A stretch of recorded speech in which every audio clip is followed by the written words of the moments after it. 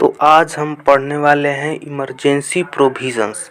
तो जैसे कि मैं आप सबको बता दूं कि संविधान के मुताबिक पार्ट 18 में इमरजेंसी प्रोविज़न्स को डील किया गया है, जो कि आर्टिकल 352 टू 360 के बीच में होता है।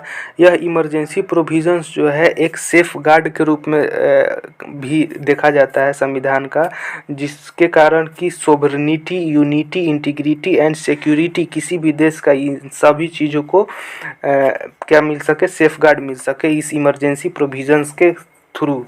और एक और तरीके से इसको देखा जाता है इमरजेंसी प्रोविज़न्स को कि जो सेंटर है स्टेट पर आसानी से टोटल कंट्रोल कैसे कर सकता है। तो एक इमरजेंसी प्रोविज़न्स का तरीका है जिसके तहत सेंटर जो है स्टेट पर आसानी से पूरी तरीके से कंट्रोल कर सकता है। अब यह इमरजेंसी प्रोविज़न्स जो होते हैं 3 प्रकार के होते हैं। इमरजेंसी प्रोविज़न्स 3 प्रकार के होते हैं। पहला प्रोविज़न्स का नाम होता है नेशनल इमरजेंसी, दूसरा का नाम है प्रेसिडेंट्स रूल्स एंड तीसरा का नाम है फाइनेंशियल इमरजेंसी। पहला का आर्टिकल है जो नेशनल इमरजेंसी है, उसका आर्टिकल 352 में डील किया जाता है। और जो प्रेसिडेंशियल रूल, जिसको कि स्टेट इमरजेंसी के नाम से भी जानते हैं या कॉन्स्टिट्यूशनल इमरजेंसी के नाम से भी जानते हैं, उसका आर्टिकल 356 है। और जो फाइनेंशियल इमरजेंसी है उसका आर्टिकल 360 है। तो अब हम चलते हैं नेशनल इमरजेंसी में। नेशनल इमरजेंसी जो है आर्टिकल 352 के तहत जो लागू किया जाता है, वो प्रेसिडेंट डिक्लेयर करते हैं जब उनको ऐसा लगता है कि कोई एक्सटर्नल एग्रेशन या आर्म्ड रिबेलियन हो चुका है या कोई वार का थ्रेटन डर हो, तब वह जो है नेशनल इमरजेंसी लगाते हैं प्रेसिडेंट पूरे इंडिया पे, पूरे कंट्री पे। If he is satisfied that there is an imminent danger, जब उनको ऐसा लगे कि कोई डेंजर है, the president can also issue different proclamation on grounds of war, external aggression. President इस इमरजेंसी को और भी प्रोक्लेम कर सकते हैं किस किस आधार पर, तो जब वॉर का सिचुएशन हो, एक्सटर्नल एग्रेशन का सिचुएशन हो, आर्म्ड रिबेलियन का सिचुएशन हो, और इमिनेंट मतलब बहुत डेंजर जो है, डेंजर का सिचुएशन हो। अब इसके बाद, और not there is a proclamation already issued by him and such proclamation is in operation. This provision, यह जो इमरजेंसी प्रोविज़न है, इसको 38th कॉन्स्टिट्यूशनल अमेंडमेंट के तहत 1965 38th constitutional amendment act of 1975 के तहत ऐड किया गया था। जब नेशनल इमरजेंसी को डिक्लेयर किया जाता है on the ground of war and external aggression के पे, तो इसको क्या कहते हैं, एक्सटर्नल इमरजेंसी कहते हैं। लेकिन on the other hand when, जब यही इमरजेंसी आर्म्ड रिबेलियन के आधार पर यदि प्रेसिडेंट के द्वारा डिक्लेयर किया जाता है, तब इसको इंटरनल इमरजेंसी कहते हैं। A proclamation of national emergency may be applicable to the entire country or only a, यह जो नेशनल इमरजेंसी है वह पूरा देश में भी लागू हो सकता है या एक छोटे से भाग में भी लागू हो सकता है। 42nd अमेंडमेंट एक्ट ऑफ 1976 के तहत, जो कि इनेबल्स करता है प्रेसिडेंट को limit the operation of national emergency to a specific part of India. 42nd constitutional amendment act के तहत यह क्या करता है, प्रेसिडेंट को लिमिट करता है कि किसी भाग में भी वह नेशनल इमरजेंसी को लागू कर सकते हैं। लेकिन इसके अलावा कॉन्स्टिट्यूशनल मेंशन इंटरनल इमरजेंसी को भी मेंशन किया गया है। 44th कॉन्स्टिट्यूशनल अमेंडमेंट एक्ट 1978 के तहत सब्स्टिट्यूट करता है आर्म्ड रिबेलियन फोर्स को 44th अमेंडमेंट एक्ट 1978 जो है सब्स्टिट्यूटेड करता है कि आर्म रिबेलियन जो है एक इंटरनल डिस्टर्बेंस का रूप दिया है, क्योंकि 1975 में इंदिरा गांधी के सरकार ने इस नेशनल इमरजेंसी को एक गलत तरीके से यूज़ किया था इंटरनल डिस्टर्बेंस बताकर। लेकिन जबकि ऐसा होता है कि प्रेसिडेंट जो है कैबिनेट के मेंबर्स के रिकमेंडेशन के रिटेन रिकमेंडेशन के बाद ही नेशनल इमरजेंसी इंट्रोड्यूस करता है, प्रोक्लेम करता है। इसी कारण 44th अमेंडमेंट एक्ट 1978 के तहत यह सेफगार्ड के रूप में लगाया गया कि safeguard to eliminate any possibility of the Prime Minister alone taking a decision in this regard।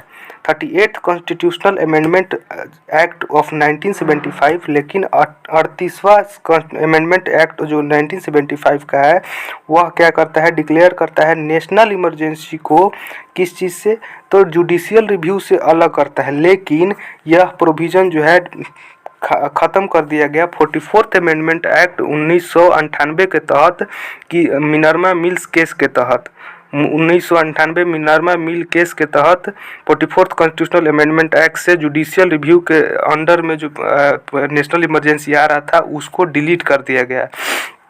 The Supreme Court held that the proclamation of a national emergency can be challenged in a court on the ground of malafide or that the declaration was based on wholly extraneous and irrelevant facts or is absurd or preserved।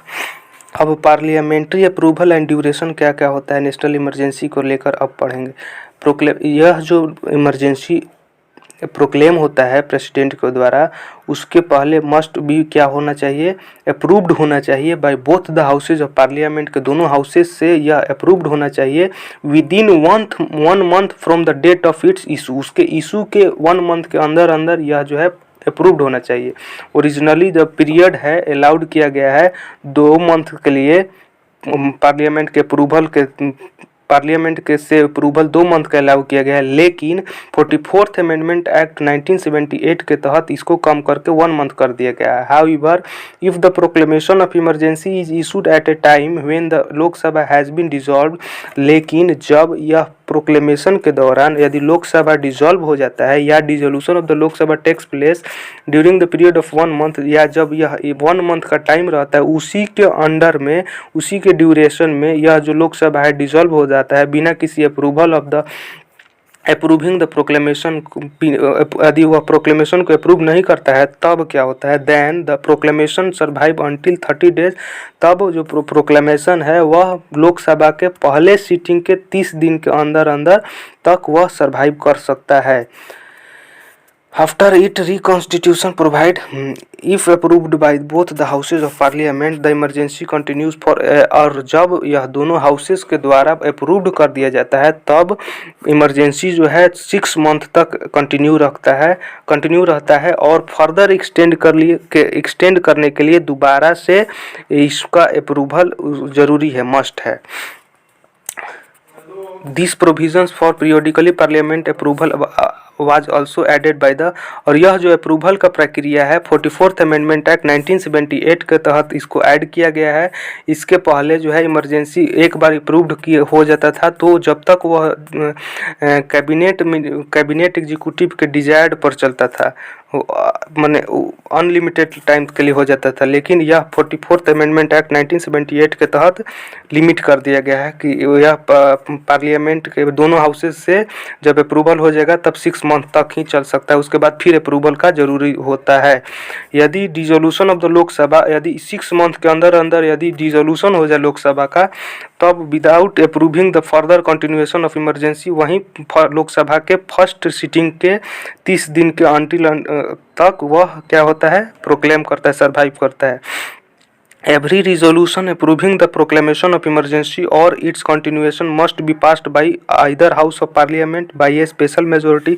प्रत्येक resolution जो है approval का किसी भी house से special majority से पास होता है, जो कि ए majority of the, special majority क्या होता है, ए majority of the total membership of that house, मतलब टोटल मेंबरशिप जो होते हैं हाउस के उनके मेजोरिटी मन 2/3 पार्ट का भी वैसे होता है, वो बाद में किसी वीडियो में बताऊंगा। And A majority of not less than 2/3 of the members of that house present and voting.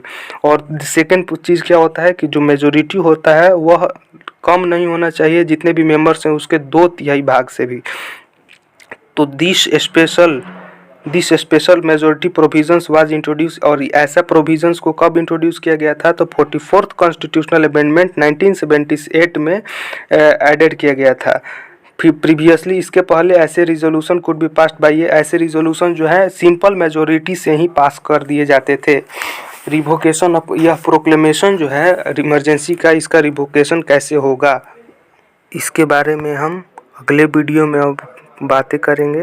तब तक के लिए जय हिंद, जय भारत, वंदे मातरम, भारत माता की जय। आई होप आप सबको अच्छा लगा होगा तो लाइक, शेयर, सब्सक्राइब और मुझे ज़्यादा से ज़्यादा सपोर्ट कीजिएगा, ताकि ऐसे ही मैं आप सबको और भी नॉलेज और जानकारियाँ देते रहूं। तब तक के लिए चलिए जय हिंद, जय भारत और अपना ख्याल रखिएगा। अब हम मिलेंगे अगले किसी अच्छे ऐसे ही एपिसोड में। तब तक के लिए चलिए अब अगले में